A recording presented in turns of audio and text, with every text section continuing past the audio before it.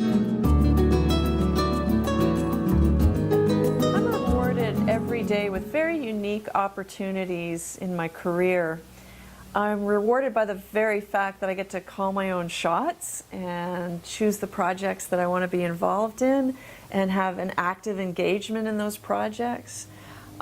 It's very satisfying to me to have these incredible opportunities to work with amazing scientists and other divers who are incredibly talented and look at some of life's mysteries.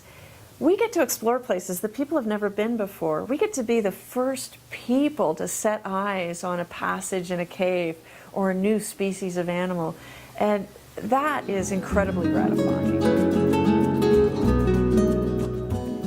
I think most of my mentors in diving were unknowing ones. They were personalities within the industry, trailblazing women within the industry that inspired me, women like Sylvia Earle, for instance.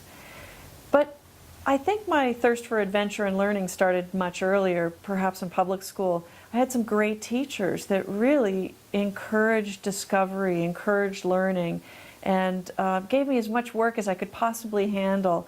And I think that's really what set me up for a life of adventure and exploration. I think there's certainly been obstacles for me along the way. Sometimes financial, just figuring out how to find the funds to fund the dreams that I have. I think I've had an obstacle at times being a woman in a male-dominated world. Oftentimes I could see the gaze just look through and beyond me to the men standing behind me because I was doing something that was extraordinarily non-traditional for a woman. I've even had issues along the way where I've been told flat out, this is not a woman's world. And that's been very frustrating. So at times I've had to work twice as hard or jump up and down and scream and say, hey, look at me, I want this opportunity too. And that's been hard. That's been hard at times. But fortunately, I've still had a lot of really great opportunities.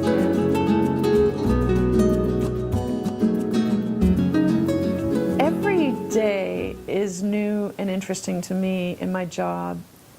I remember probably 20 years ago going to Highburn Key in the Bahamas for the first time.